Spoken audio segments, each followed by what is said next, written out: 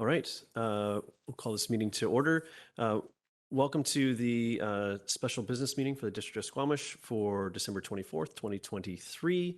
I'd like to welcome you to the Squamish Nation Traditional Territory. We've got an amended agenda before us that reflects the addition of some of the direction coming out of our committee of the whole meeting earlier around the letter. It's council has the agenda and the amendment. So could I have someone move adoption of the amended agenda? Moved by Councillor French, second by Councillor Hamilton. All in favor? Motion carries unanimously. Thank you. Our first order of business is our public hearing. I'd like staff to present.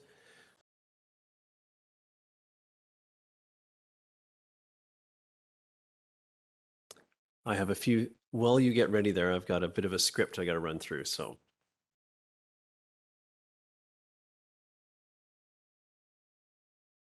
Okay, this public hearing is being held pursuant to the Local Government Act requirements to allow the public to present and to provide submissions to council respecting the proposed bylaw. The bylaw in question is District of Squamish Zoning Bylaw number 2022-2011 Amendment Bylaw, which pertains to 1005 and 1009 Raven Drive and is numbered 2893-2022. Everyone present will be given a reasonable opportunity to be heard or provide a written submission. We want to ensure that no one is discouraged from or prevented from making their views known, whether speaking in favor or against the proposed zoning amendment. Please ensure that your remarks are relevant to the matters contained in the proposed bylaw. Please note that the public hearing is not an opportunity for members of the public to have their questions answered by staff or by council, and any questions or points of clarification can be directed at staff by contacting the planning department. Members of council may ask clarifying questions following presentations. Council is here to listen and will not debate the merits of the proposed bylaw with the public or with each other during the public hearing. And council, I'd like to handle that this evening by having 2 or 3 submissions from the public, and then we'll do a round from council that can sort of pick up on any of those, anything that we heard in those presentations, and then direct those to staff at that time. So we kind of group them together. And please note that the public hearing is being recorded and web streamed live, and the recording will be posted on the district website. Media are often present at public hearings, and the public should feel free to advise the media if they don't want their picture taken. Up to and as part of this hearing, the public has had the opportunity to make submissions to council. If any submissions were received, they are available for review and comment and have been included as part of staff's report. Any submissions received after the agenda was published have been added to the electronic agenda and to the electronic public hearing package available on the district website. Any submissions made during the hearing can be reviewed during the hearing by viewing the electronic agenda. Submissions will be uploaded by staff as they are received. We're trying to make this hearing a safe space for everyone to voice their opinion without interference from others. Therefore, I ask that members of the public maintain order and quiet during the hearing. Please do not applaud or interrupt any speech or action of members of council or any other person addressing council. And with that said, I will pass it over to staff to for their presentation. So please introduce yourself on the topic, and the floor is yours.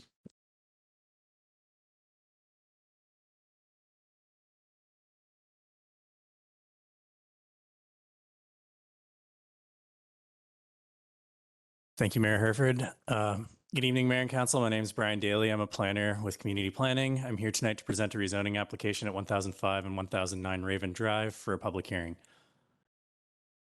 At the December 6, 2022 regular council meeting, Council gave Bylaw 2893 second reading, scheduled a public hearing for this evening, and requested some amendments to the wording in the no gas covenant that will be secured through the land development agreement. Subject properties are 1.32 hectares in area and located on Raven Drive, immediately south of the intersection of Cardinal and Raven Drive, and east of the single unit dwellings on Kingfisher Road. Neighboring properties to the north and west are zoned Comprehensive Development Zone 38 and are developed with single unit dwellings. Properties to the south and east are zoned rural residential 1 and also developed with single unit dwellings. The subject properties are currently undeveloped vacant lots, and 1009 Raven Drive is almost entirely covered by BC Hydro right-of-way. This rezoning application seeks to rezone the subject properties from RL1 to Comprehensive Development Zone 103 to facilitate the development of 35 townhomes and an agricultural area under the BC Hydro right-of-way. The proposal includes 35 townhomes with a maximum gross floor area of 4,859 square meters. To differentiate the unit mix, the applicant has committed to a total of 5 two-bedroom units and 33 bedroom units. Units will range in size from 1,100 square feet to 1,500 square feet, consistent with the base density in the Loggers East neighborhood plan. This application is not seeking any density bonus options, though it would qualify for the 15% bonus for public open space for providing an agricultural area and playground, and the 20% bonus for rental housing for securing 2 of the units as affordable rental housing. Parking meets the requirements of the zoning bylaw.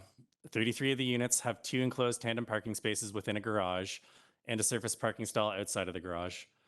2 of the units have 2 enclosed side-by-side parking stalls within the garage and a surface parking stall outside the garage. 9 visitor parking stalls will be provided, which meets the requirements of the zoning bylaw.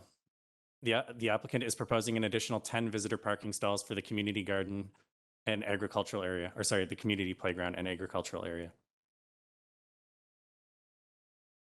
The proposed building height is 11.3 meters, which is 0.62 meters taller than the allowable height in the current RL1 zoning, and 2.3 meters taller than the CD38 zoning on the adjacent properties.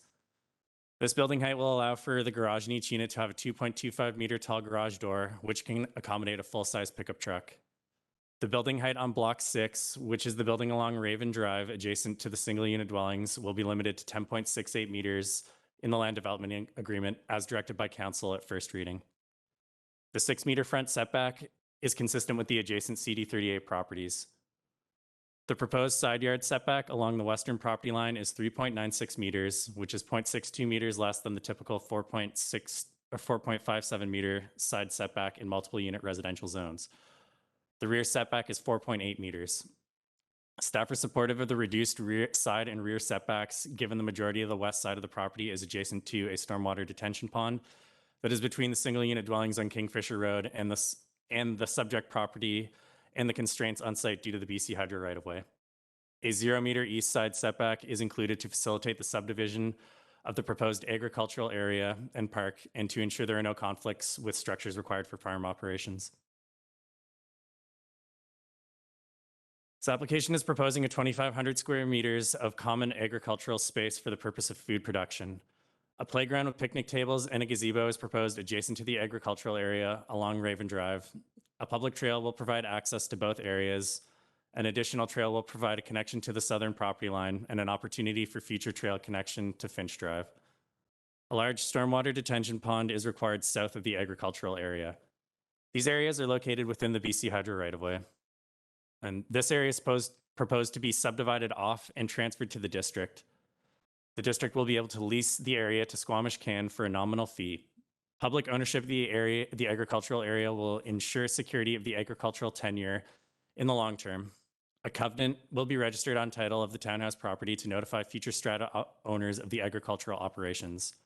The pocket park is proposed to include 2 covered structures and a playground with location having good potential to serve the wider neighborhood and support the agricultural use. This application triggers the community amenity contribution. The applicant has proposed the following offer, which exceeds the policy for a multifamily residential or mixed-use rezoning application that proposes fewer than 50 new dwelling units. Cash in lieu critical amenities in the amount of $730,410. Improvements to the agricultural area at an estimated cost of $160,000. And playground equipment in the community park area on site at an estimated cost of $75,000. In addition to the CAC contributions just mentioned, the applicant is proposing the following additional amenities. 2 of the townhouse units will be secured as affordable rental housing. There is no requirement to provide rental housing of any kind as part of this application, as the applicant is not seeking any density bonus options available in the Loggers East neighborhood plan. That 5 two-bedroom units will be provided with a maximum unit size of 1,300 square feet. a commitment that no natural gas will be permitted in any of the units, and a commitment to build all units to Step 4 of the BC Energy Step Code and to build them to a carbon neutral standard. The following items noted on the screen will be secured in the land development agreement. To inform the community per policy, the project was posted on the district's development showcase, and a development sign has been posted on site. At the time this presentation was prepared, 6 comments had been received and 2 requests for a public information meeting had been received to date. 2 of the comments were not supportive of the proposed rezoning, stating that the townhouses were not consistent with the neighboring single-family homes and shared concerns about existing trees on site. Another comment was generally supportive and made some recommendations about improvements that could be made to the project. Another of the comment noted that there should be a public notification advising the end date of the requesting a public information meeting. And the final comment shared concerns about the location of the shared waste room for the development and requested that it be located elsewhere on site. So staff recommend that following the public hearing that bylaw number 2893 be given 3rd reading, and that prior to adoption, the execution of a land development agreement to secure the items noted on the screen be registered. That concludes my presentation. I'm happy to take questions. So council, before we go to the public, are there any questions for our staff at this point? Seeing, just checking with Jenna. Okay, yeah, go ahead, Councillor Stoner. Thank you, through the chair. Sorry, I'm missing your Sorry, Councillor Stoner, you're breaking up there, so maybe you want to kill your video feed for the bandwidth. Is that might be what's happening? Try us now. Is that any better? It is still a hint of crackle, but let's see what we can do with it. Go ahead. I'll let you know if it gets too bad. Great, thank you, Mr. Daly. Sorry if I missed this in your presentation, but can you just speak to what the designation of this lot or this area is in the Loggers East neighborhood plan? I know it's a rezoning, but I think I missed the context on where it fits within the neighborhood plan. Through the chair, the land use designation in the neighborhood plan is rural low density multifamily. Thank you. Okay. Any other questions before we open the floor up to the public? Okay, and we'll get another chance at this. Council, as I mentioned in my brief preamble, we'll have an opportunity after we hear a few presentations to ask for some clarification from staff if needed. So for the public, we are running a mixed format meeting today, so there is opportunity for folks to participate online. I'll start with an in-person, and I'll attempt to alternate if there's demand depending on who's online. So I've got first on our list is Mr. Scher. And yep, you can step up to the podium and start by stating your name and your address or neighborhood, and you'll have 5 minutes to address council.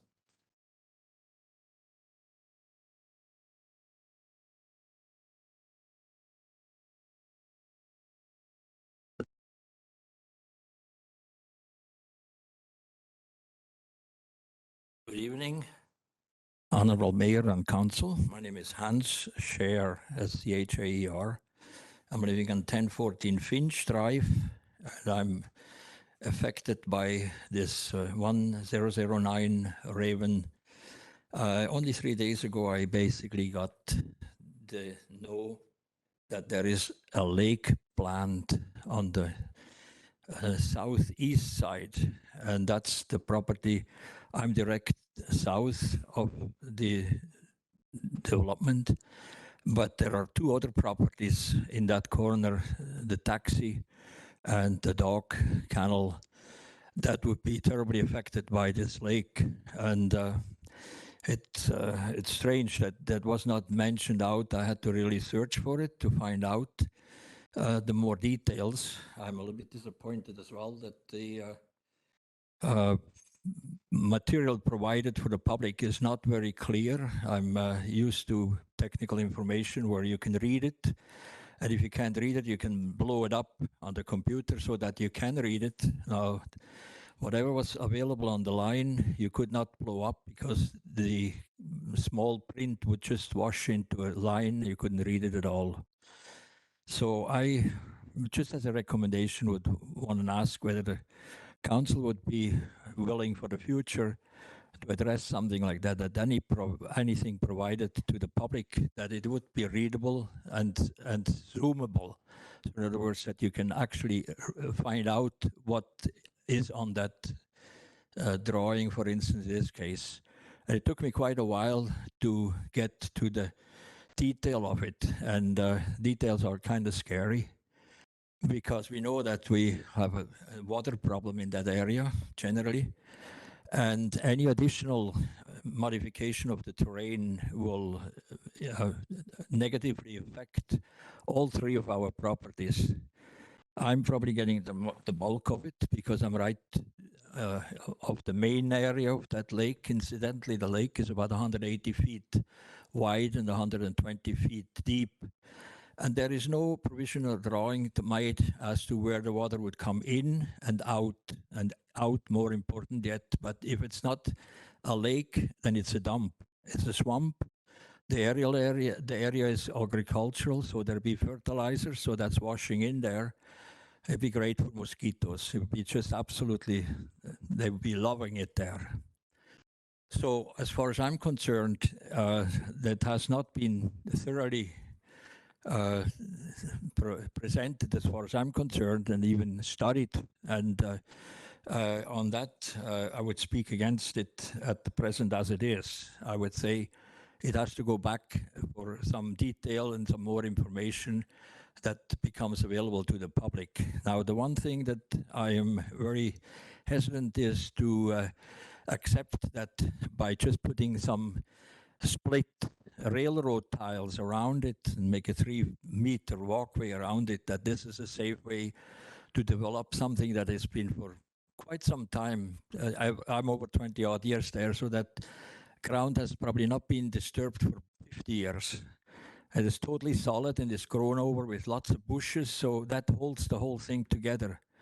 Now, if you start digging there, and I have done a lot of digging on my property, I filled over 500 truckloads of fill to get where I'm now, more or less above the water. But in the past, and especially with regards to what I call the dam, and I don't want to pronounce it properly because it's not the Finch Drive, it's the Finch Dam. I have horrible trouble with the groundwater. The groundwater level before was about 2 to 3 feet in the winter times. It's now gone up to approximately 1.5 foot. So I got stuck with the rainfall and everything in my own driveway, which is not paved, of course. And for that matter, I say it's something high time to address, and I have had some inquiries with regards to that future plans on the groundwater, etc. What happened is right now with the addition from the DH up above, and it's just showing a line to go into the Finch Creek, which is already washing my way and goes through a small culvert and is actually back. It's like it makes a dog leg in there. So this is unacceptable that we get no more water from the back now, from the north side. This will again bring the groundwater level up, unbelievable, you know. So it is affecting 3 properties, and on this especially, the first one is Mr. Chair, you have 30 seconds to wrap it up, and we're at the end of your 5 minutes. And if you don't get all the way there, we can come back to you at well, very good, yeah. I would like to have the assurance from the planning department and the council, instructing the planning department to actually design a proper concrete on the walls up, basically a containing what do you call it? You're putting the pressure on me here. I'm sorry. The liner. So simple word, liner. And so what happened now? This water will be full, and we have like a Pineapple Express coming. The water will overflow, and the pressure on top of it, by having the good solid compacted soil removed to fill somewhere else, will make that whole thing a swamp. That's my Mr. 30 seconds. Thank you. That Thank you. well done. Thank you. More incidentally, if you like. Yeah, that's quite okay. Thank you for your submission. And at the end of this, I will come back and give everyone a second opportunity to speak if they feel that they didn't get through all their material. And I apologize, I missed a section of the script here and of the process.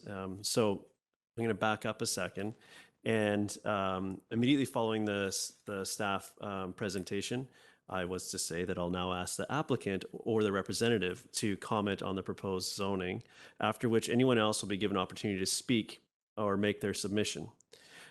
I have a list of names here, and I will call those individuals to the podium first. After these speakers, I will call on any other interested parties to speak, and you'll simply raise your hand and wait to be recognized. For all speakers, please approach the podium and start your remarks by clearly stating your name and neighborhood. Please note that the speakers will be given up to 5 minutes to address council in order that everyone has an opportunity to speak to council. Details to participate via telephone or WebEx are displayed on the screen for those who have logged in from your computer or are watching the live stream of the meeting. Instructions are also included on the district website. To get on the speakers list, if you're on the telephone, please raise your hand by dialing *3 or via WebEx on computer or cell phone app by opening the participant panel and by clicking on the hand icon. Please note there will be a moderator who will communicate with speakers. When it is your turn to speak, you will receive a voice prompt via telephone or a dialog box via WebEx. Please remember to put your hand down after you have finished speaking. That's *3 on the telephone or by clicking the hand icon via WebEx. If you've already spoken and then wish to speak again to provide more or new comments, please raise your hand again, add your name to the speakers list once I've indicated that speakers will be offered additional speaking opportunities. So with that, if the applicant or representative of is present would like to speak, this would be your opportunity to do so. Go ahead. The floor is yours. Thank you for joining us. Just 1 second. Can I get you to turn your mic? Just push the button on the mic there and it goes green. Take it away. Thank you for having me, Mayor and Council. I appreciate the opportunity to speak. My name is Michael Ord. I am the representative of the applicant in this scenario. I grew up in Squamish. My family has resided in Squamish for over 50 years. And I am hopeful after hearing all the comments that Council will support our project. We believe in providing multifamily housing in the community, and we believe that you need a broader range of housing in the community, which is why we are presenting our project the way it is. So I'm primarily here for clarification purposes, if there's any concerns or anything like that. Quickly speaking, the proposed lake is actually a detention pond, and the reason it's proposed to be there is to assist with the groundwater, and it'll be fully engineered, and that'll be dealt with in our DP and building permit. So yeah, that's all I have to say for now. I'll listen. Thank you. Thank you very much. So I'll go back to the speaker list I have here, and I've got Crystal Tenbrink next on the list. Oh, it's on. Okay. The floor is yours. You have 5 minutes. Thanks, everyone. Good evening. So for those, my name is Crystal Tenbrink, and I work as the Executive Director for the Squamish Climate Action Network. I'm here on behalf of the Food Policy Council, which is under the Squamish Can umbrella. I live in the Garibaldi Estates area, not in this neighborhood. And I'm here specifically just to speak about, just to support sort of the agriculture proposal. And I had worked with Brian Daly and also the developer on this. So what I can say is that in 2020, we had wrapped up a one-year engagement plan to finalize the Squamish Valley Agriculture Plan. And out of that came 52 different action items and various goals. The first goal in that plan is to expand and encourage agriculture and food production with an objective to increase agricultural land productivity and improve access to food lands in the Squamish Valley by removing barriers, supporting existing farm businesses, encouraging new entrants, and attract new producers to the area. And some of the top concerns that we hear from the farming community over the many years we've been doing this is the major barriers to accessing land, finding long-term leases, capital infrastructure costs, and having access to housing for farmers. And so you can see that this project, how it's a really good fit and directly removes some of those barriers.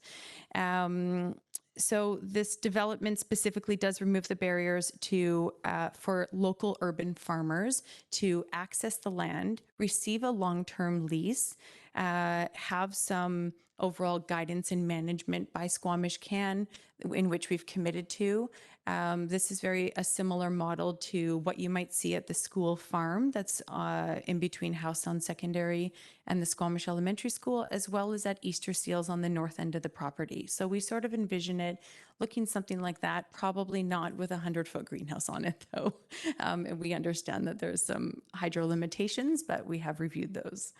So it is about a half an acre of growing space, and we're excited to be able to hopefully welcome 1 to 2 small scale, either a quarter acre for 2 different farmers, or a half an acre for a full farmer who's going to focus on ideally growing food. But there's currently about 12 people registered with the organization called Young Agrarians who are looking for active leases right now in the Squamish area.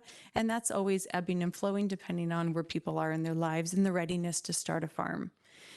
This project also aligns with the Squamish Community Performance Indicators on the dashboard. It's number 25, and it states that farming activity and agriculture production is increased within the District of Squamish on parcels available for farming.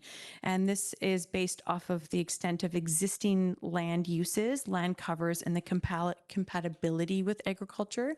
So given that this space has perhaps been used for agriculture in the past or has good viable land under it, we feel confident that it can be remunerated and brought back to life and be given a really great community asset for the neighborhood. And lastly, just wanted to share that the farmland area represents, well, first off, just the reason for monitoring this type of increase of agriculture and food and farms is for economic health of farms, the food security, and even small scale urban agriculture has a huge impact in the community. And I think that we've been able to see that, and there's lots of best practices around the province and beyond. Lastly, the focus of any food and farming projects that we support will be following best practices for organic and regenerative agriculture. So traditional or commercial farming, or using fertilizers and chemicals and things like that would not be permitted in this space. Thank you. Thank you very much. I'll go to our moderator to see, do we have anyone any raised hands online? Mayor Herford, there's no one online. Okay, I'm going to, I have Christina Walsh next on the list. And as I'm just going to do a reminder of how people can raise their hands while online while you ready yourself there. So hold on, where's that part? To get on the speakers list, if you're on the telephone, please raise your hand by dialing *3 or via WebEx on the computer or cell phone app by opening participant panel and clicking on the hand icon. Okay, so for everyone at home, and Ms. Walsh, you're... Hello, everyone. Lovely to see you. My name is Christina Walsh, and I live at 1003 Raven Drive, so right next to the proposed development. And one of our biggest concerns is where the recycle garbage is to be located. And so at this point, it is designated to be right directly next to what would be our property line. So our fence and our driveway would match where the garbage and the recycle bin would be. And so we all know it can get pretty warm here in the summer, and that is going to be, we believe, would be quite a large smell. And we have a lot of active wildlife in the neighborhood. We already deal with an aggressive bear with only 3 garbage cans on the street. And so I think that would just multiply. And we all have young children. And so safety wise, to come outside of our home to see bears and everything in the area. So if there could be maybe a new location or maybe somewhere else on the property that could be better suited, that might not be directly next to another home, that would be greatly appreciated. We also deal with a lot of rodents, and so just having that in the area and coming in out of our garages, it would be really lovely not to have that extra something to deal with. Another item would be right past Cardinal Road, so that's sort of the road adjacent to the development. The road then begins to narrow and there's no sidewalk. So just question would be, are they extending the sidewalk out front? Will they widen the road? Already like parking there, like what will parking look like? Because we know that parking is already a concern. They have advised that there will be parking and visitor spots inside, which is great, but we know that 10 spots won't probably be enough. So, or if there's tenants, will there be parking on the road? What will that look like for residents? And then the park that's being submitted or requested, who would be looking after the park? Is that going to be a District of Squamish park that's going to be maintained, or is that private? And what does that look like? We agree. I agree with Hans on the sort of lake. There's going to be a lot of mosquitoes. We can't sit in our backyard because we already have the runoff that's the pool that's already directly behind us, and that is just a bug swarm. And so, and we've lived there for 10 years. That drainage has been there for 12. We've never seen somebody maintain that. It took us 8 years just to get it fenced for safety with children around. We had an open water, so just wanting to make sure that the safety precautions are taken based on having sort of an open body of water around families and children. So yes, those are all our concerns. Thank you so much. Thank you very much for your submission.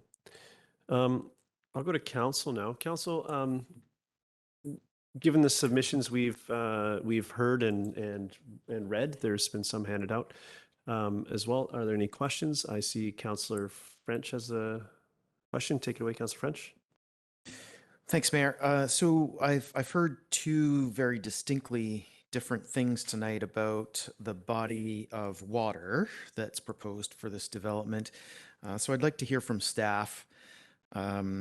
Will the pond be an asset for the neighborhood or a liability? Any thoughts you could share on that would be appreciated. Through the chair, the pond has not yet been designed at this time. That will take place at the development permit stage. The applicant is obviously hesitant to invest in detailed design of civil infrastructure when a project is not a certainty at this point. It would need, obviously, the rezoning needs to be adopted for this zoning to be in place and for this project to come to fruition. It is a requirement to provide a stormwater management plan. They've obviously done some estimates to get an idea of the size of this stormwater detention pond. So that's why it's shown on the drawings. They will have to manage the stormwater on site, and the purpose of this detention pond is to make sure that any flows that are released back into the district system mimic the pre-development flows. It will not be wet all the time. It will only be wet during likely large storm events. So there is not a detailed design at this time, but that would come forward at the development permit stage. And I would speculate that it would not be a liability for the public because it would have to meet the subdivision and development control bylaw requirements. Thank you. Councillor. Yeah, follow up. I'd like to know from staff. Hold on one second. Mr. Vilnius, did you have something to add to that? Yeah, thank you. Through you, Mayor, just want to point that the purpose of a storm detention pond is exactly to prevent flooding. So it's the intended impact would be the opposite of increasing flood risk in the area. Thank you. Go ahead, Councillor French. One last question from me. The park and play area, once that is built, who would be responsible for the maintenance? Through the chair, that would be the responsibility of the District of Squamish. Thank you. Councillor Pettingill. Thanks. Just want to pick up on the water retention area. We did hear previously, and then we've heard again tonight, that there would not be water there all the time. It might fill up if there's a big storm event. Is that aspect a requirement in this, or that is just an expectation at this point? Like, is it theoretically possible that in the design they could decide, oh, actually, we probably will have water here all the time? Through the chair, I don't know the specific answer to that question. The purpose of the pond is to collect stormwater and manage the runoff back into district infrastructure. I don't believe it will be designed to be full all the time, or that is a consideration of that. It is to prevent flooding and to manage stormwater on site, given the addition of impermeable surfaces from the development. There is likely going to be screening and vegetation around this pond to make it visually appealing. There's examples around town of this on other projects. If I can share my screen for one moment. This is a storm detention pond at 1188 Wilson Crescent. Sorry, we're not. Oh, Mr. Daly, there's probably one more step.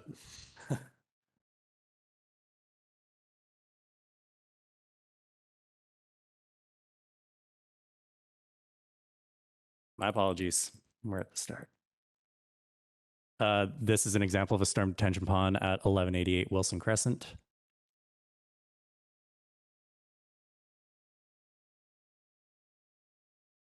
So I'll just, did I sufficiently answer your question? I think, I appreciate having the visual. I guess, I think it gives a better sense of the sort of thing we're talking about, but it sounds like, from what I'm hearing, once the design goes through, it might not look like that. It could be something a little different, as long as it manages water during storm events effectively. Is that accurate? That's correct. Okay, and just to follow up on that, what is the mechanism? Because the whole point of this, we engineer it, design it so that it doesn't impact neighboring properties or the district system. What is the sort of mechanism for us or neighbors to evaluate sort of before and after? Did it actually achieve what it was meant to, and how do we sort of, who has to adjust things, and how does that happen if it's not achieving what it was meant to? Through the chair, our subdivision and development control bylaw outlines the requirements that must be met for the stormwater management plans, and then these are engineered by a civil engineer and then reviewed by our engineering department. And they would go out and inspect the finished product, and presumably if it would meet our bylaw, because they would have the specifications and requirements they need to meet and design to. So is the requirement then just that they meet our design specifications, or is there also a requirement not to impact other properties subsequently? Like, because theoretically it's possible they meet the design requirements, but for whatever reason, it turns out not to have the impact we intended. I'm just wondering what is the mechanism if that happens?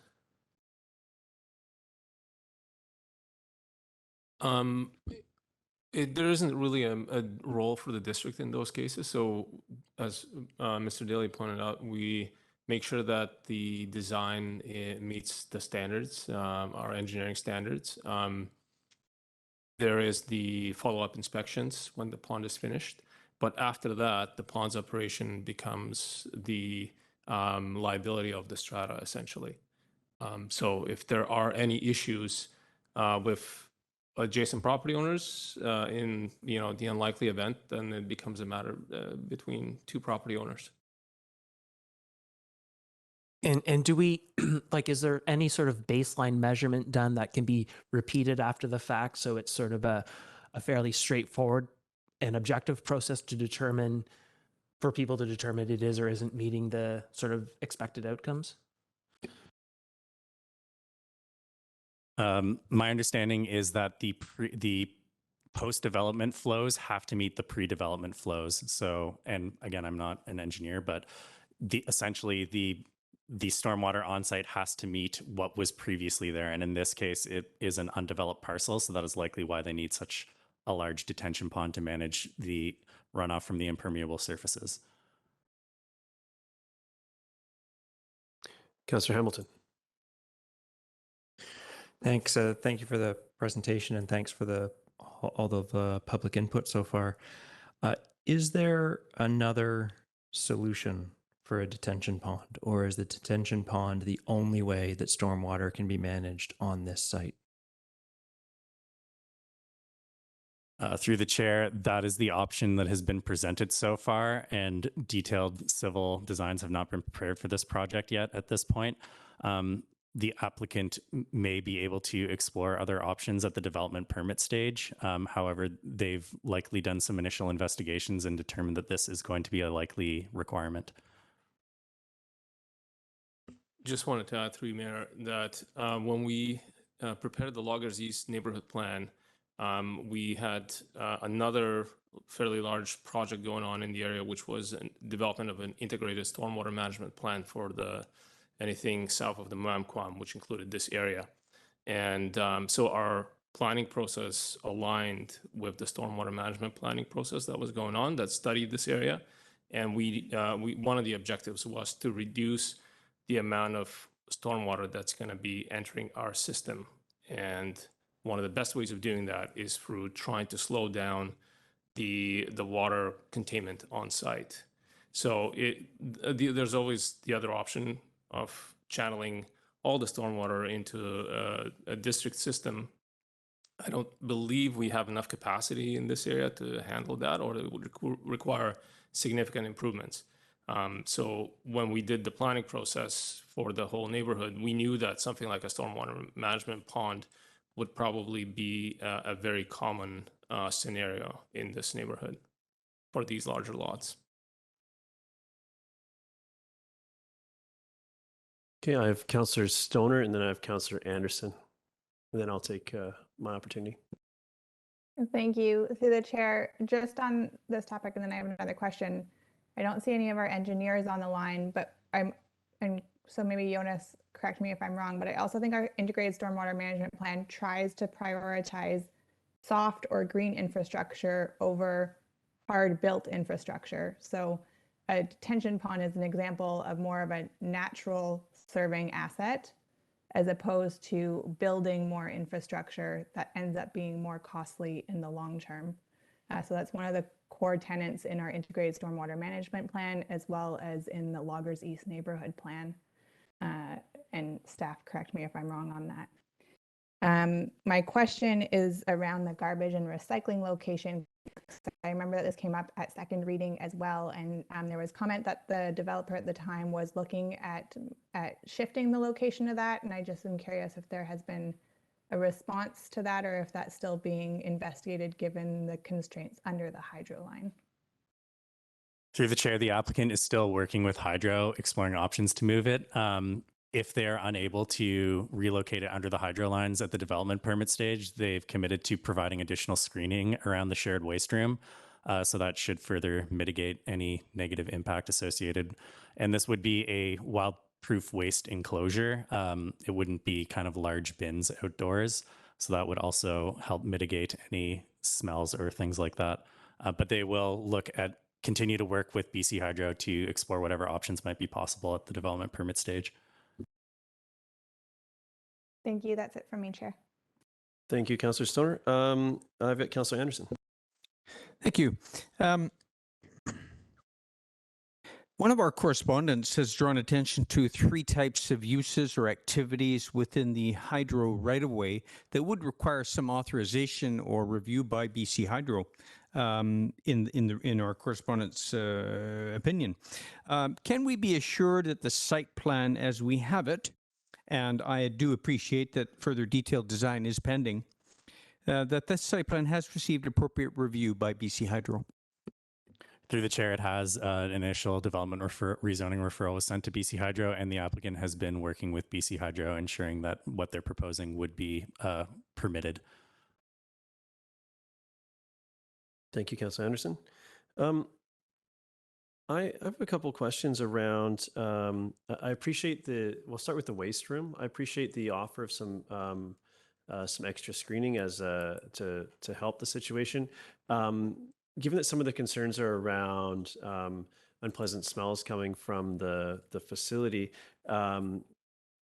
we address that sort of and the wildlife attractant in our broader policy by increasing the frequency of pickups through the summer. Is there some way that solutions such as that could be implemented to mitigate that impact? Because the structure itself doesn't appear to be the issue. It's the concern around the wildlife, which I think we're okay with the design of these wildlife-proof places, but that odor aspect could be addressed through more frequent pickups. Has that been discussed with the proponent, or some other mitigation factors I'm not thinking of?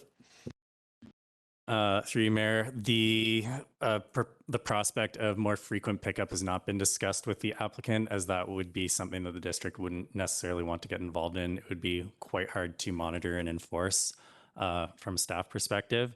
Staff are fairly confident that the wildproof waste enclosure would mitigate a number of these concerns. Obviously, the location is challenging because of the hydro right-of-way and the layout of the site. So we would be working with the applicant to try and screen it as best as possible if that is the ultimate location that is decided upon. Okay, thank you. I'll move on. Just on the stormwater retention pond, I think the term pond and gets translated quickly to lake in when you look at the drawings. But given that it's there for that swell and capacity and to address the concerns that folks are raising about this pond causing, I think there's a comment there somewhere around what we call these structures and what the kind of driving what the community's expectation is of them. As I move around the community and I see other examples of this, like the one that you showed, these aren't ponds or lakes or standing water. It's a stormwater capacity management garden almost. So I think there's another way to address this that might address some of those concerns sort of from the onset, because if it's a lake, then the whole time it has no capacity to absorb the stormwater, which is really its function. So I think some of the concerns come from sort of that base interpretation, and from the drawings, of course, it's a big blue area on the drawing, so it's easy to draw that conclusion. So I don't know how we address that going forward, but we're going to have another opportunity through development to address stormwater. So perhaps that's something that can be incorporated going forward.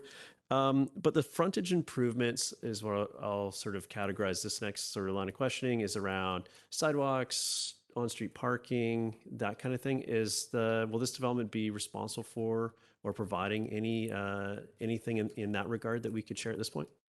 Yes, so they will be responsible for frontage improvements, an extension of the sidewalk along Raven in front of their frontage. Beyond that, I don't think the engineering department has done a detailed review. There's obviously the pinch point, which is challenging because that part of that parcel is hydro land, or sorry, it might be crown land with a hydro right-of-way on it. And also Finch Creek travels through there, so it's challenging to widen the road in that location. But certainly the proponents will be responsible for frontage improvements along their frontage, and that would certainly include an extension of the sidewalk. So, and how does parking interface with that, like the on-street availability or not of on-street parking in that frontage improvement?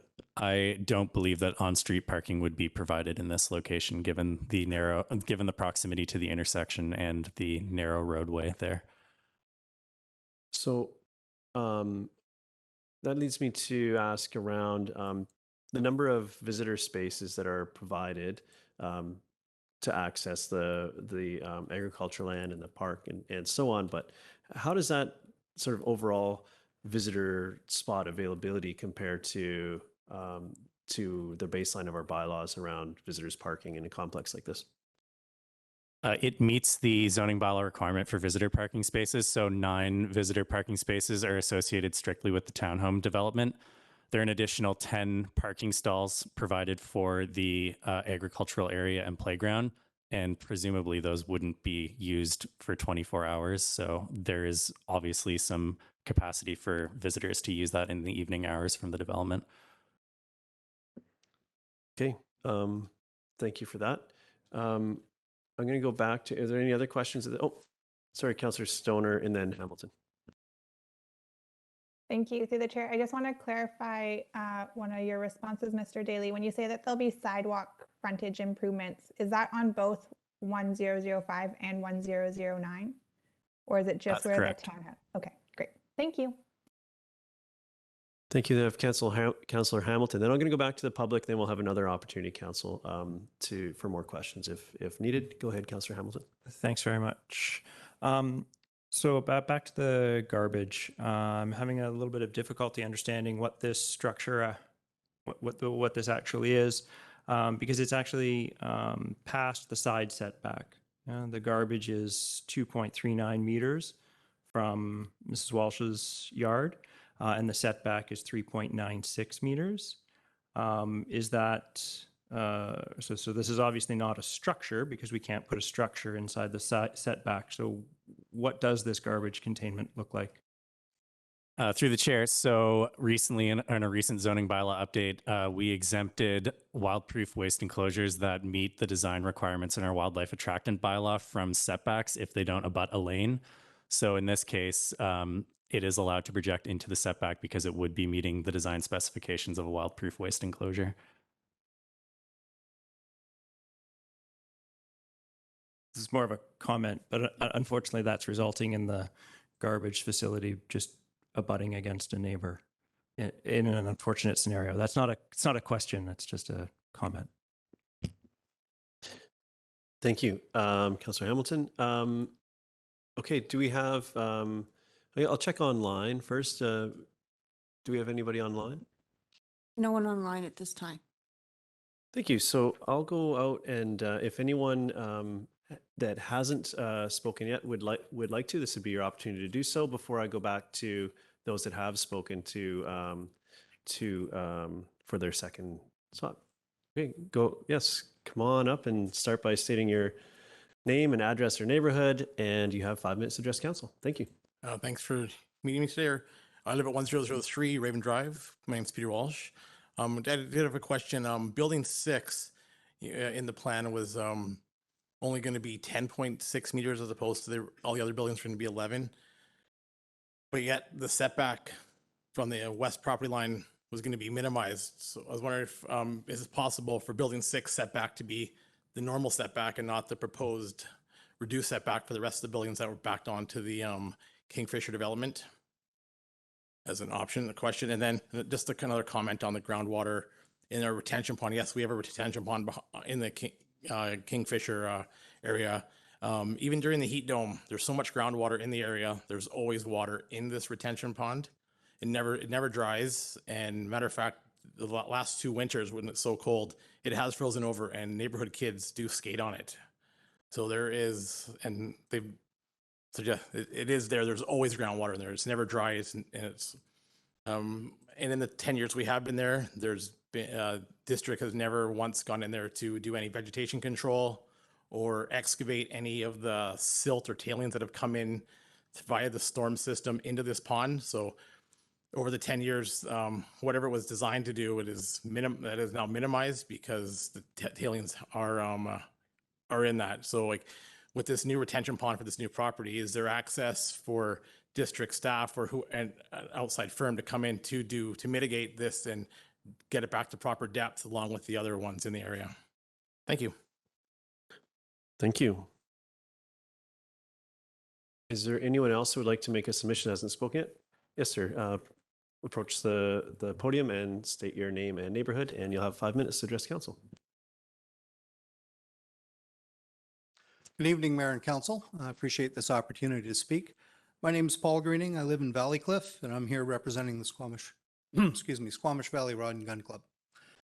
We're here to ask for the addition of a commitment from the proponent to enter into a restrictive covenant to notify the future strata owners of the proximity and activities of the Squamish Valley Rod and Gun Club, similar to the noise covenant granted on the adjacent Kingfisher development, which states, the owner acknowledges and agrees that the lands are located in relatively close proximity to property occupied and used by members of the Squamish Valley Rod and Gun Club for rifle and trap shooting and other associated club activities. Present and future activities of the club generate noise, vibration, light, and other disturbances consistent with an active rifle range and trap shooting club, and that such noise and other disturbances may occur at times and at volumes which might not otherwise occur in a more urban neighborhood, and which some residents and occupants may find disruptive and disturbing to the peace and quiet of the lands. We feel this is really important to have open dialogue and complete transparency with our new neighbors, and this restricted covenant would be a good vehicle to promote that. Thank you.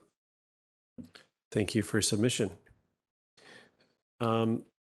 I'll check with our moderator. I'm getting a head shake, so no one online. Is there anyone else that hasn't made a submission yet that would like to speak?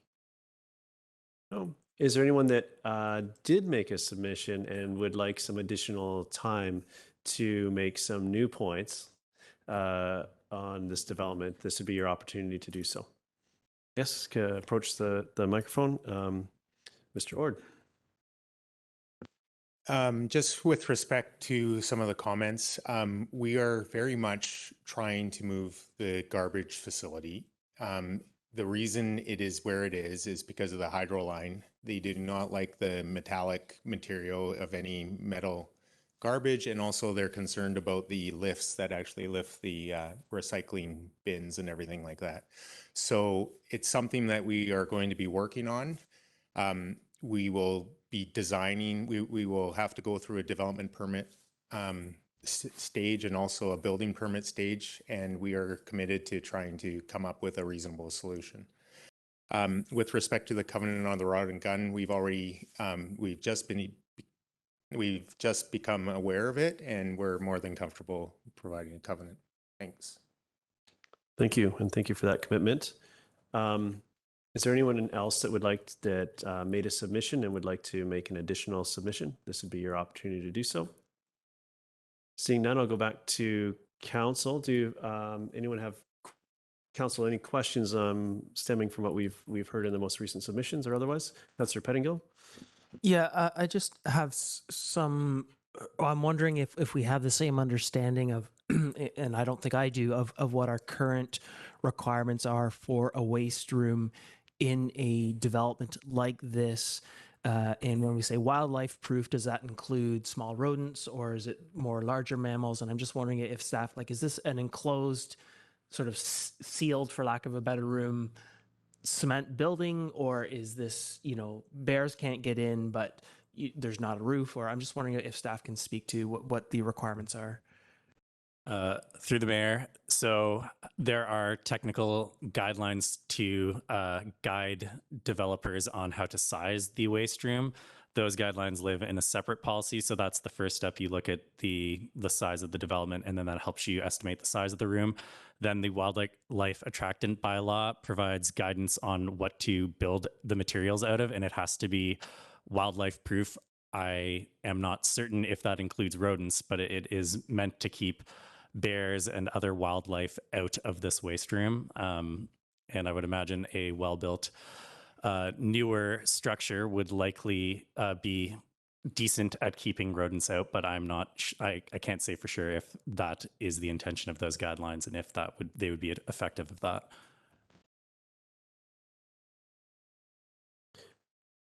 Thank you. Council, any other, did I see another hand? Oh, yeah, sorry, Councillor Anderson, go ahead. Thank you, Chair. With respect to the matter of I assume it would be a Section 219 restrictive noise covenant, I wonder if I could ask staff to give some orientation as to whether it is considered. In looking for reference to a noise covenant, there is only in the information package on this development a reference to commitment to enter into a restrictive covenant to notify future strata owners of the agriculture space adjacent to the development. So I noted the missing reference to a noise covenant. I wonder if staff could give some orientation as to how that is, or what would prompt consideration of a noise covenant at this location. In visiting friends in the Raven Drive and Finch Drive area myself over a long period of time, on weekends when there are events at the Rod and Gun Club facility, I do hear noise. It is certainly prominent and would be at least as prominent as in the Kingfisher neighborhood next door where a restrictive covenant does exist. So if staff could provide some orientation as to what would prompt the inclusion of a covenant, or have I missed it? Would there be a covenant considered in the package as is? Through the mayor, so typically on a subdivision or rezoning application north of Raven, we would seek these covenants. Given that this was on the south side of Raven Drive, this wasn't initially considered. However, once that comment was shared with staff spoke with the developer and they're open to the inclusion of this covenant. So staff are certainly happy to proceed with that. Thank you for that clarification. Council, anyone else have questions? I'll take one. Could you speak to the setback that Mr. Walsh was discussing between, I think it's Block 6, that slightly shorter building, and I'm particularly interested in sort of a point of reference to maybe the setback that's allowed or that exists between sort of on the other side of the Walsh property or those single family homes there, and how these things relate to each other. So through you, Mayor, Block 6 does have a larger setback than the rest of the proposed development. It is 6.69 meters to the actual townhome building. The rest of the development is proposing a 3.96 meter setback. It's the shared waste enclosure that has a 2.39 meter setback to the edge of the building. Thank you. And okay, and then how is that? There were some comments around some additional screening. How is that interface between this development and the neighbors proposed to be handled? Is there a fence there? Is there a big hedge proposed, or just how is that particular piece? I'm happy to hear that the overall setback to the large building is sort of a larger and standard, but how is that that break addressed between the properties? So the landscape plan hasn't been prepared at this time, but staff are envisioning likely more vegetative screening between there. But again, that would be covered at the development permit stage. Okay, thank you. And I think we got at this a little bit with the noise covenant for the Rod and Gun Club, and it makes me think about how our sub-area plan addresses this issue, and if that is sort of in there in the correct way, given that as you move, if our east-west road is the divider, as you move further east, you technically would get arguably closer to it. So I just wonder, given what we've heard here today and the requests of the Rod and Gun Club and sort of the lived experience of people in the area, that there is noise there. I'd like to make sure that we're sort of highlighting this issue at the appropriate time. I don't think we should be highlighting it in inappropriate times either. So, where is that line, and is that middle of that road the divider as appropriate divider? I can take this question. Through you, Mayor, the neighborhood plan didn't anticipate that we would be registering noise covenants just because it is considered a fair distance away. The latest development in this area was the Hummingbird Lane, which was a little single-family small lot subdivision, and we didn't register a covenant there. And it hasn't been an issue to date. The buildings on kind of closer to Raven are considered to be lower height buildings than we would perhaps get on Finch in that sort of more central area. However, you know, it's still a reasonable tool to be employed here, especially on Raven Drive. So, and the applicants are happy to register the covenant. Thank you. And from a procedure standpoint, and we've got that commitment here tonight, how does that get incorporated into the next steps of the process? Is that something that council needs to direct, or just that offer has been enough to sort of cement it in the proposal going forward? So we would include it. I think we need some direction from council on this. We would include it in the list. The second motion, which is around the adoption of the bylaw, has a long list of conditions, and we could just include that as one of the conditions to be secured in the land development agreement.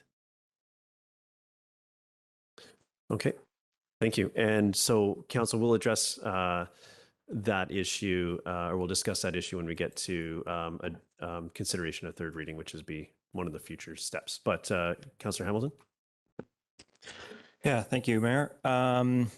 Similar process is going through my head about how to deal with a promise to manage the garbage in some different way.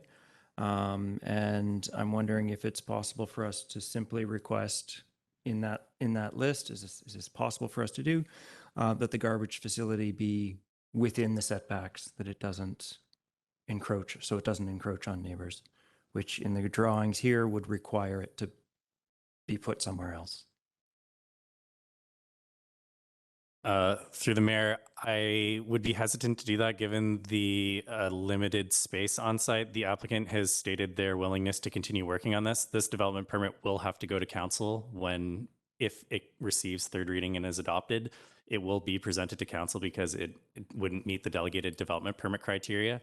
So you would be presented with the design solution from the applicant at that point and would be able to make a decision on that development permit. And I think that may be a more appropriate course of action. If I could add, just as another option would be to add a condition that the location or the design of the structure has to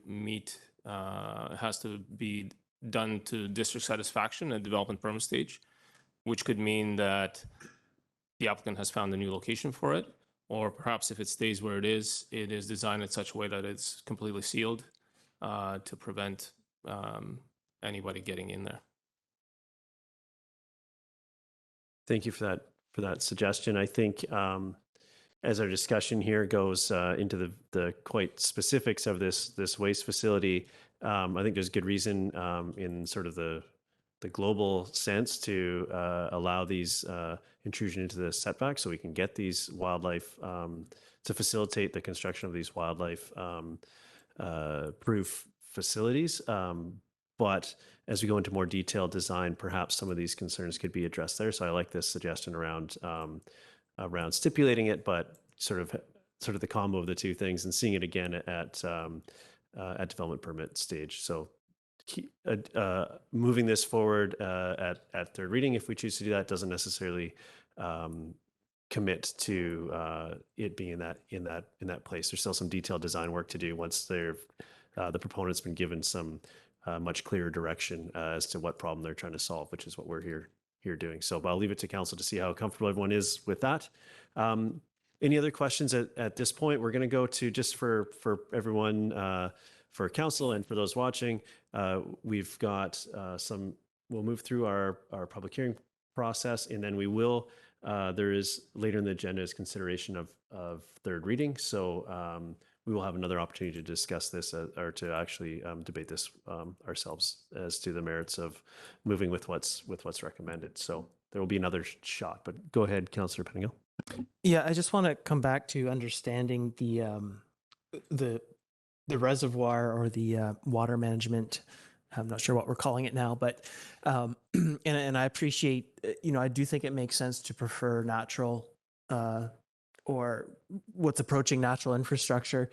And I take it, I understand how we can measure before and after, and that we expect not to see any impacts or change in impact on our municipal system.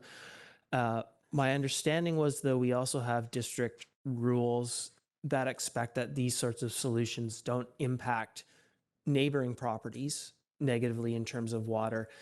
Am I mistaken in that, or is that an expectation that we have in some of our regulations, that whatever solution is provided here doesn't impact neighboring properties' water? That's correct. It's meant to deal with the storm water on the subject property and not impact adjacent properties. Okay, and so sort of repeating a little bit a question I had earlier, I understand how we could measure fairly easily the inundation into our municipal system.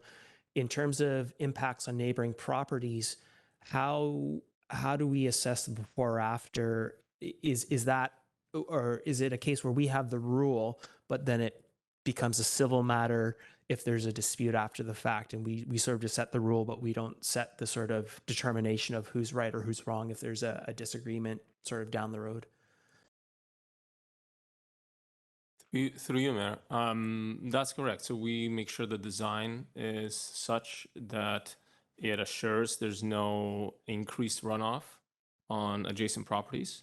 But then after it's done and the pond or, pardon me, maybe the better word is a swale, is designed and it's operating, we don't get involved in those disputes unless it's something to do with our system. Thank you. Councillor Greenlaw? To speak to one of Ms. Walsh's concerns, if the what did you call it, swale at this point? If the swale does require some sort of dredging, that would be the onus would be upon the strata. That's correct. Thanks. Okay, I'll go back to the public. Is there anyone that would like to make a submission? I'm open to folks that have made a submission and would like to add to it at this time. And I'm checking with our moderator. I'm getting a nod. There's no one online. So if there are no further speakers, I would ask that I'd ask council if there's any further information that the planning department might provide in response to any comments or questions raised by members of the public. I think we've done that. We've done that quite well here so far. Now that I've heard from everyone on the speakers list, it is a requirement that I ask 3 times if there is anyone else who wishes to speak before we can close the public hearing. For the first time, is there anyone else that wants to speak or make a submission? The second time, is there anyone else who wants to speak or make a submission? And for the third time and final time, is there anyone else that wants to speak or make a submission? Please note that council members are not permitted to receive any further submissions or hear either a proponent or opponent to the application once the public hearing has been concluded. This means we can't speak to you out in the community or receive emails or phone calls on any of the bylaws, or bylaw in this case, until a decision on the bylaw has been made. Any and all communication from this point must be channeled to staff. If there are no further speakers, I declare the hearing closed. Thank you very much for your submissions. Okay, council, with that, we'll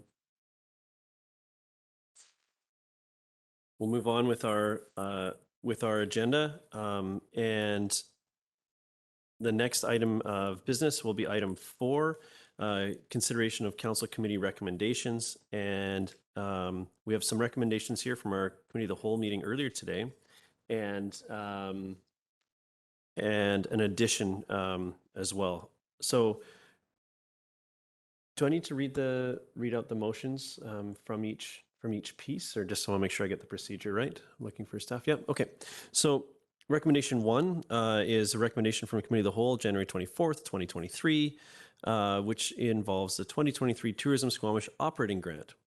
That the District of Squamish execute a partnership agreement with Tourism Squamish Society for the delivery of tourism services and approve a grant of $100,000 for implementing the Society's 2023 strategic plan, subsequent to providing notice of assistance in accordance with 24(1)D and 24(2) of the Community Charter. Could I have someone move? Councillor French moves. Do I have a seconder? Councillor Hamilton seconds. Would you like to speak to it? Yeah, briefly. I think that what we have here is going to benefit Tourism Squamish greatly, and ultimately the community as a whole. And that's my reason for moving the recommendation from our meeting earlier today. Thank you. Anyone else have comments on this topic before I call the question? Seeing none, I'll call the question. All in favor? Motion carries unanimously. Thank you. Second order of Tourism Squamish business, that the District of Squamish approve a grant of $50,000 to Tourism Squamish Society towards implementation of their 2023 strategic plan, contingent on the district's successful grant application to the BC Destination Development Fund in 2023. Could I have a mover? Moved by Councillor Hamilton, seconded by Councillor Pettingill. Any comments on this one? Seeing none, I'll call the question. All in favor? Motion carries unanimously. Thank you. Next one is relating to the municipal and regional district tax application 2023. And we'll do each of these subsections individually as well, Council, just to make sure that we do this as formally as we can. That the letter of support be provided for Tourism Squamish Society for their municipal and regional district tax application. Moved by Councillor French, seconded by Councillor Anderson. Any comments? Call the question. All in favor? Motion carries unanimously. The next part, that Council consider first three readings to the District of Squamish additional hotel room tax levy bylaw number 2580 2017, amendment bylaw 2954 2023 at the special business meeting of January 24th 2023. And as an aside, it appears later in our agenda we're doubling down on this, but say Levy. Moved by Councillor With one minor change, Yep. is swap out the word consider with give, so that council give first three readings. Oh, okay. Some efficiency in our day. That's our corporate officers giving the nod on that, so that's okay. Great. And is that okay with a second? Did we have a seconder on that one? Councillor Hamilton seconds. Okay. Any comments on this? Oh, go ahead.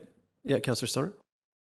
Sorry, I think we're just passing the motions from the committee of the whole, and then under bylaws, we have first three readings. We what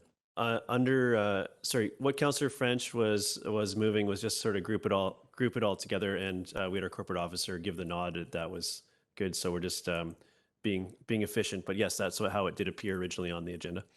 But we're considering to give all first three readings to this bylaw. Any other comments or on this? Seeing none, I'll call the question. All in favor? Any opposed? Motion carries unanimously.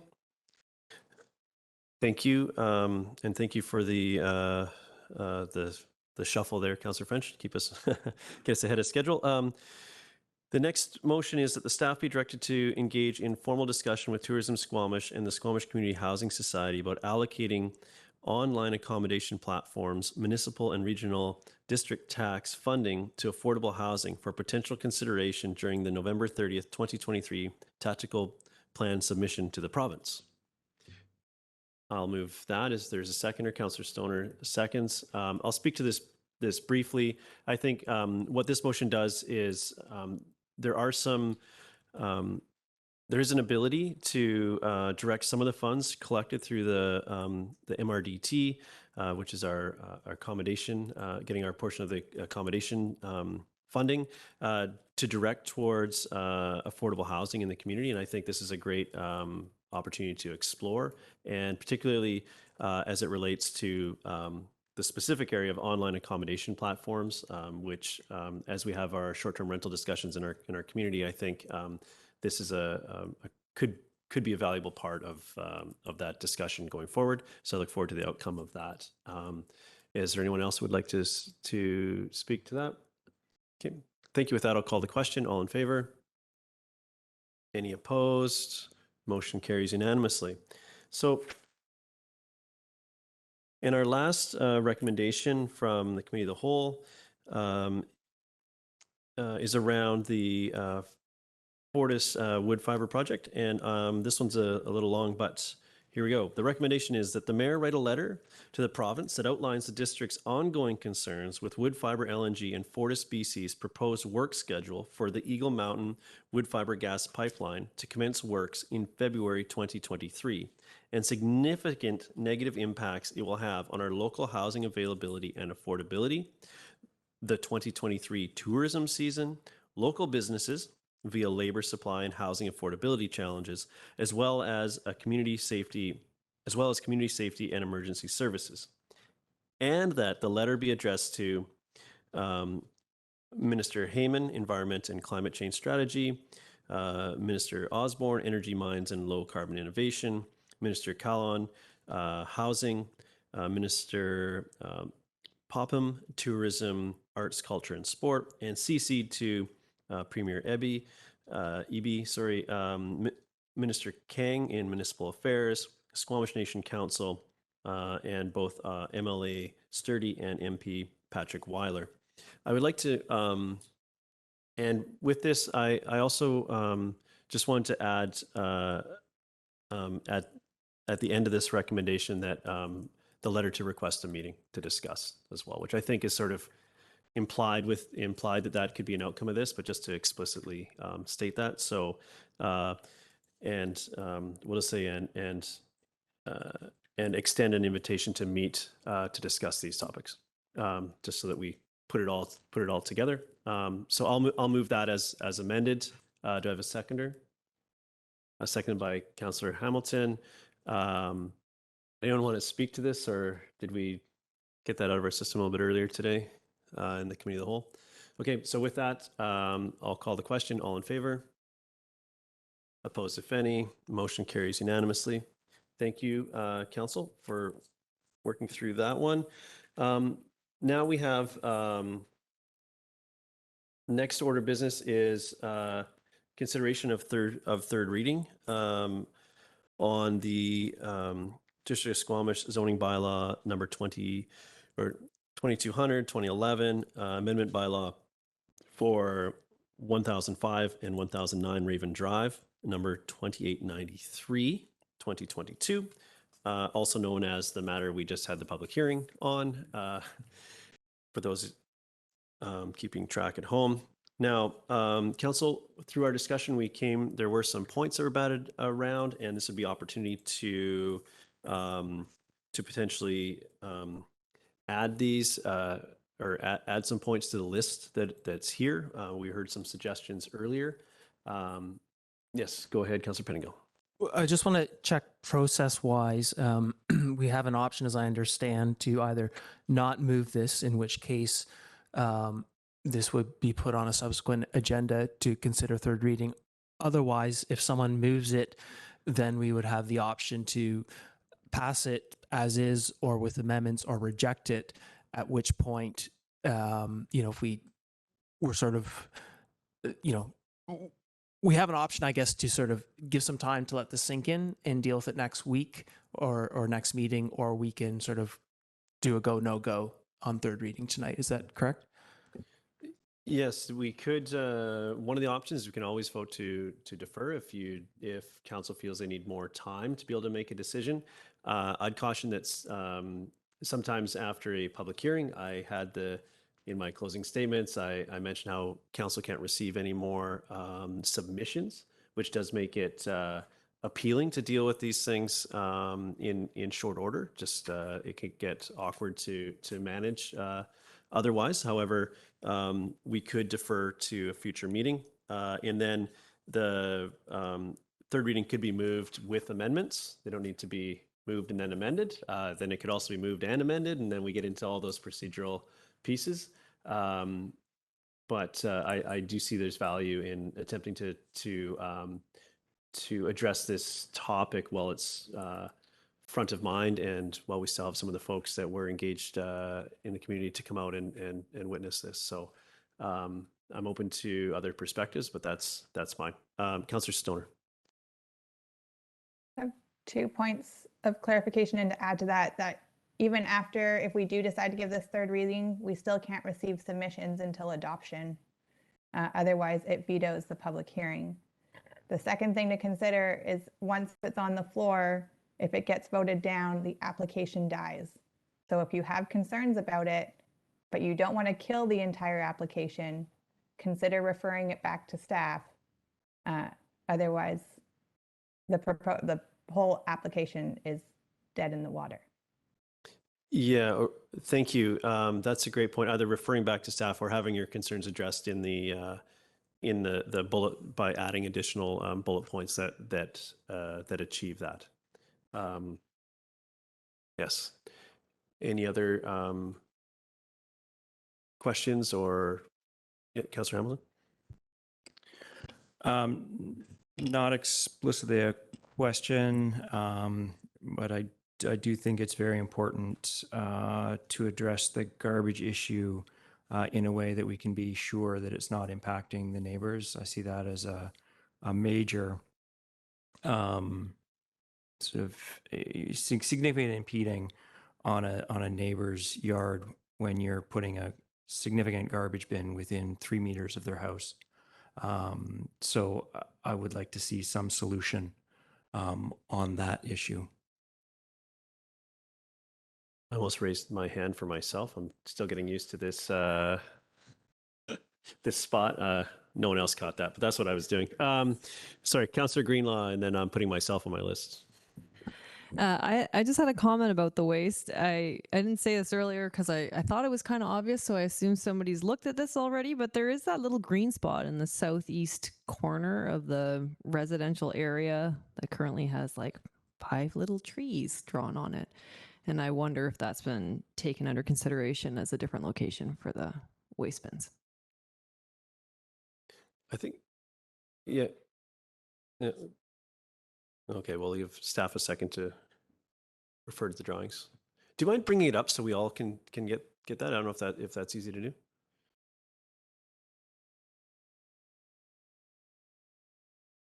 I saw your hand, Councillor Stoner. We'll get there.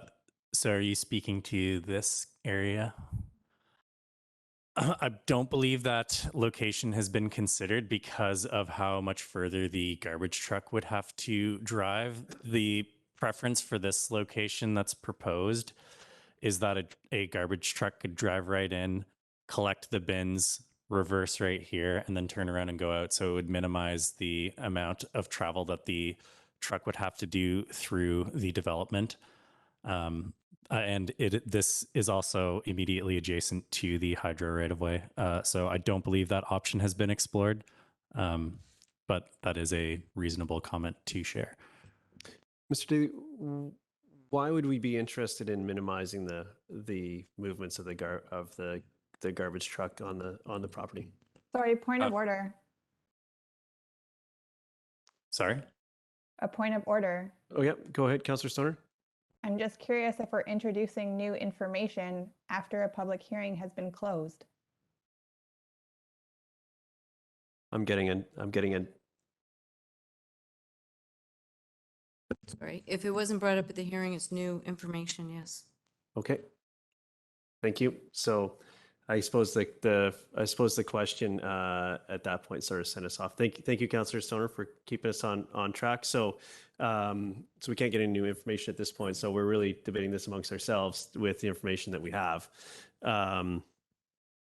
Thank you, Councillor Stoner. I saw your hand. I was going to test a motion. So if you have any other comments before I tackle that, then Was also going to put a motion on the floor, so happy for you to go ahead. okay, I'll try and then we'll see where we get. So I'd like to move the staff recommendation with the addition of a restrictive noise covenant to address the concerns raised from the Rod and Gun Club.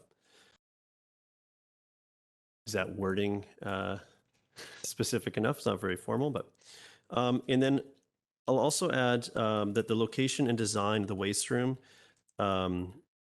be done to the satisfaction of the district before development permit. And then I'll speak to it if there's a seconder. Councilor Stone, are you seconding that? I'm seeking clarification Yep. on your second addition with respect to the waste room. How is that different than the requirements of it just being addressed through development permit guidelines? I think it's you're right. It substantively isn't that different from that, except that we're stating that intent here, even though our processes, you're absolutely right. Our processes are will catch this at the development permit phase. But I suppose I could add, the problem that we're trying to solve with this, which to me is the specific design that will specifically mitigate the odor is the concern. We already have wildlife requirements there, so I'm not going to specify that, but there's a specific concern for the neighbors around the odor, and there could be some design pieces that address that. So I'm going to go back and try to, that was a paragraph. I'm going to go back and try to adjust that sentence to reflect that, but that's what I'm trying to get at here for everybody. So the location design in the waste room, be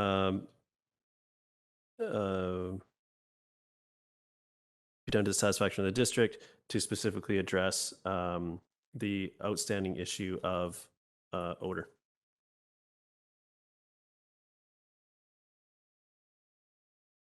I already captured the location part because moving could address how far that odor goes. So that's what I'm trying to get at there. Do I have a seconder for this motion?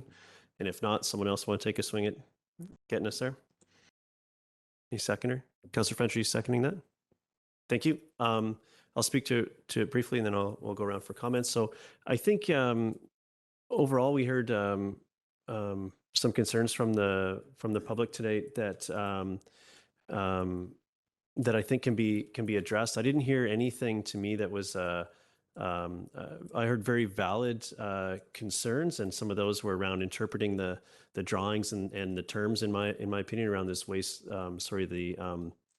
the stormwater piece, which is been referred to as a pond or lake, but really is an increased capacity to address stormwater. So, and is meant to sort of solve the problems that are being highlighted by the community. So it reinforces, in my mind, the need for this structure.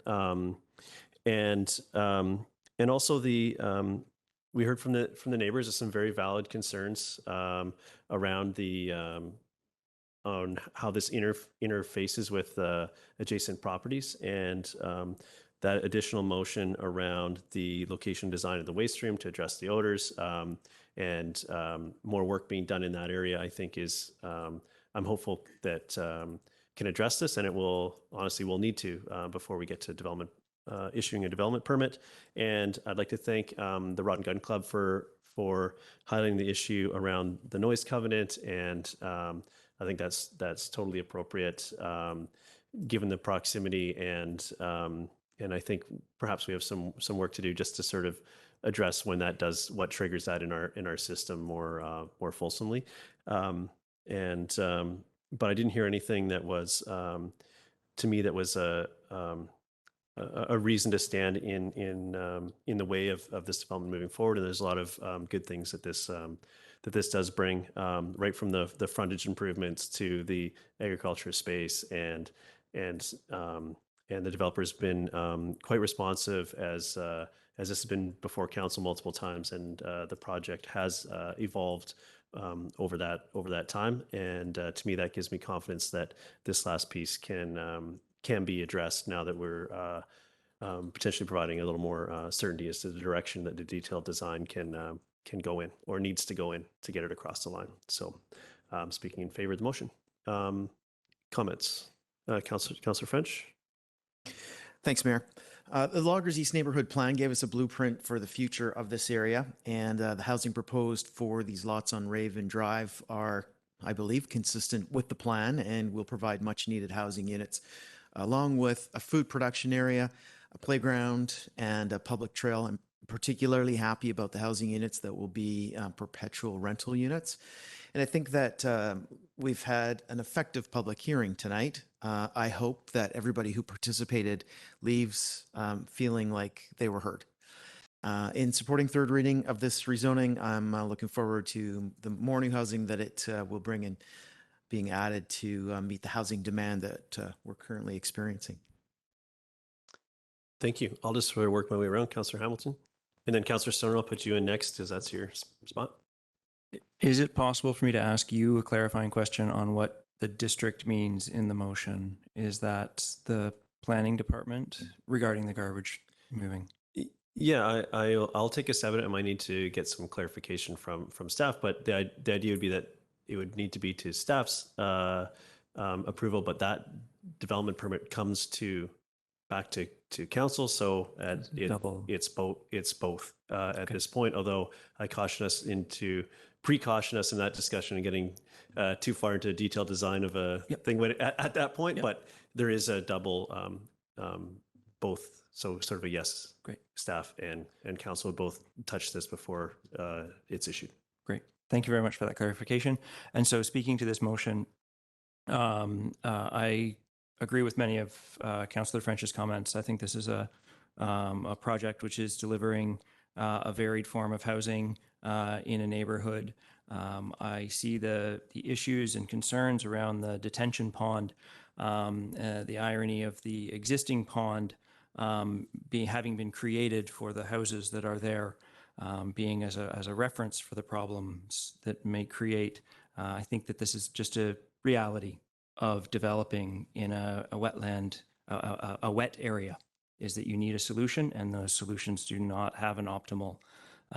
They're not optimal. So with that, particularly with the change or the double check of the garbage moving, I will speak in support of this motion. Thank you, Councillor Hamilton. Councillor Stoner. Thank you. Through the chair, I'm happy to support third reading of this rezoning. I want to thank everybody for coming out tonight and for those who submitted applications to the public hearing in advance by email. It's always really important to hear from the community. And so I want to make sure that folks hear that those submissions were listened to and read. I think that this development really touches on a lot of the components that came out of the Loggers East neighborhood plan and identified as priorities. Part of the neighborhood vision and the guiding principles that came out speak specifically to stormwater drainage. This was a really defining feature of the area, and really maintaining, retaining and replacing vegetation and storing stormwater on site. So that's one of the main drivers for how we're starting to see developments come forward. So I hear that there are concerns about the stormwater detention pond and how it will be shaped and formed. I trust that the engineers will work through that as we get further along in this development. I don't think that the rezoning phase is the place to be having detailed engineering drawing type discussions for stormwater detention ponds, but we do have really clear guidelines from the district, both in the neighborhood plan and then more detailed engineering guidelines on how these things should be created and managed over time. I think the other really exciting part of this application to me is we're starting to see the evolution of what we have defined as the agri-hood area in the Loggers East neighborhood plan. This is the first time we're doing it.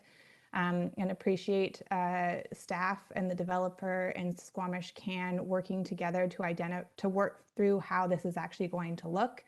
And getting that land subdivided and donated to the district is really substantial to ensure that that land will be kept in perpetuity for agricultural production for our community. The 2 additional units for affordable housing, which are actually not required by our community amenity contribution policy, demonstrate just one of the ways that the developer is going above and beyond. And our policies do actually state that they could build more on this site. They could get up to a 35% density bonus, but they haven't actually pursued it because parking becomes an issue and a few other things. And so I think this is where we're really starting to see some of that give and take of trying to provide mixed forms of housing in this area, but also being cognizant of the limitations of some of the lots that we're seeing come forward. I also want to recognize the responsiveness of the developer on 2 other items, which is reducing the height of block 6 and moving that setback a little bit for that block so that it is more in line with some of the neighborhood properties that are already there, as well as for increasing the garage heights, which I think came after first reading, but means that the garage space will actually be more functional for the types of vehicles that we see in Squamish. And I think that that is really important going forward. So I am happy to give, I didn't even get to touch on the climate neutral components of this build, so I'll leave that to Councillor Pettingill. But overall, I think that this reaches a lot of the goals in the Loggers East Neighborhood Plan, and so I'm happy to support 3rd reading. Thank you. Thank you, Councillor Stoner. Councillor Anderson.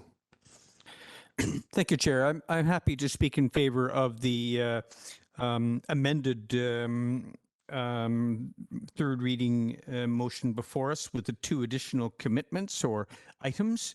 And I'm pleased that the developer who's with us this evening, or developer representative, has expressed a positive, supportive stance vis-a-vis both of the matters of the amendments, the restrictive noise covenant and the commitment to explore, investigate alternate waste facility location solutions. I'd like to address 2 other matters that have come before us this evening. Councillor Stoner has referred to the philosophy, if you like, behind our integrated stormwater management plan to favor, I believe the term was used, soft solutions rather than hard infrastructure solutions for maintaining our natural assets in this area. A retention pond can be such a soft solution, and I was very interested in and pleased to have the staff show us an example on Wilson Crescent of a retention pond, a soft solution, if you like, retention pond. However, the history in this area, the current experience is severe drainage issues, and anybody during a rainy parts of the year, like recent weeks visiting there, can experience it firsthand. The issues that property owners adjacent to this these present properties are facing are severe, and they've grown worse. And we have to keep in mind as we explore soft solutions, hard solutions, that there's been a history of man-made changes, not only by property owners in diverting watercourses, but also the district. One of our presenters this evening has referred to Finch Drive, the rebuilt Finch Drive of a few years back, as a dam, which indeed it has turned out to be, affecting groundwater levels in the area. So our stormwater management plan outlines, in fact, some drastic potential solutions to drainage issues in this area, including pump stations scenarios. And we may have to continue to look at some, if you like, hard solutions to address the hard mistakes that have been made in our management of the drainage in the area in the past. So this is all in connection with the retention bond and the place that it will have in an overall system of solutions for the area. But they are not going to be easy, and it's clear that our engineering staff are still working through the puzzles of resolving these issues, and I'm very happy to see this. Thank you. Thank you, Councillor Anderson. Councillor Greenlaw. Yeah, I will be supporting the 3rd reading. I think overall it looks like a very interesting project. I think, again, it's been really positive interactions with the developer, very responsive. I think with the exception of some fairly minor issues, the project's in a pretty good place. Thank you. Sorry, Councillor, I'm going to go back to Councillor Anderson. Did you, you're making a motion like you forgot something. I'll give you one shot here. Thank you, Chair. I did neglect an additional point, if you may be able to indulge us for that. And that is another point made by one of our presenters this evening is the difficulty to read some of the material as it is available to them in our council reports that they can download and have a look at. We are well practiced, well rehearsed in digging into the attachment links to the architectural drawings to find drawings that we can actually read. But some members of the public may not be so adept or familiar with how to obtain those architectural drawings that are at a scale to actually read. And this includes neighboring property owners who are clearly important stakeholders. So I think we should be mindful as we present the information in these reports on these matters that just be mindful of being user-friendly to the public in making sure that important information in diagrams is presented to them and as easily and efficiently as possible. Thank you. Thank you, Councillor Anderson. Councillor Pettingill. Yeah, thanks. A few comments. Oh, I got to start my stopwatch, make sure I stay within my limit here. You know, I've made the comment previously, it would be my preference. And I think there are a lot of things to like about this development, especially the agricultural space. It would be my preference that we leave it up at this point to the market to decide on garage heights and parking spaces. I think when we impose those, then everyone who wants to buy a place is paying for a garage and parking for a large truck, whether they have one or not. And I think that should be more market driven. That, of course, requires us to build an expectation that the public is not going to provide that parking if the development you want doesn't provide it. So you've got to find that from the development, and from my perspective. But I'm willing to let that one go in exchange for some of the other climate-friendly things we've seen with this building, the no gas covenant and the step code 4, and those things I think are great. I am comfortable reviewing the garbage solution at development permit stage, but it does, listening to the discussion, it does make me wonder if we need to do some slight tweaks to our policy around garbage and so on in terms of rodents and odor management. And maybe we'll find actually that what is required in this does meet those. It's just not clear to me that that's the case yet. And so I'm eager to see at development permit stage where we get to.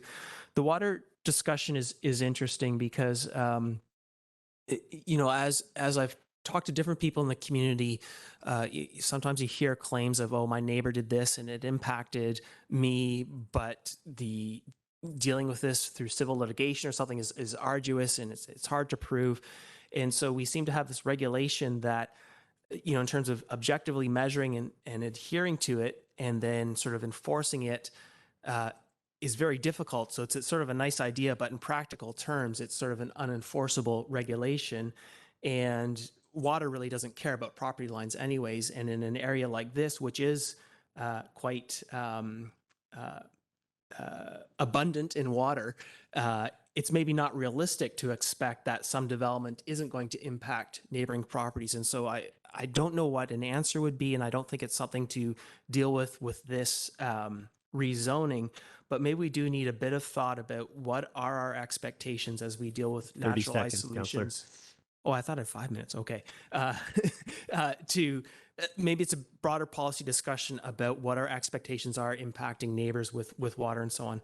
I have concerns about the Fortis pipeline. I've spoken to that. I think I will maybe address that more when we get to the Crumpet Woods development, which aren't there, but I don't think that pipeline should be near residential development. I'm very concerned about that. Haven't gotten sufficient assurances from Fortis yet. But all things considered, I'm willing to to support third reading. Thank you. Thank you very much. And with that, I'll call the question. All in favor? Motion carries unanimously. Thank you very much, Council. So our next order of business is a motion to terminate, moved by Councillor Stoner, on a delay, I think, and seconded by Councillor French. All in favor? Motion carries unanimously. Thank you so much. Thank you for joining us remotely, Councillor Stoner. It was great. And thank you everybody for attending.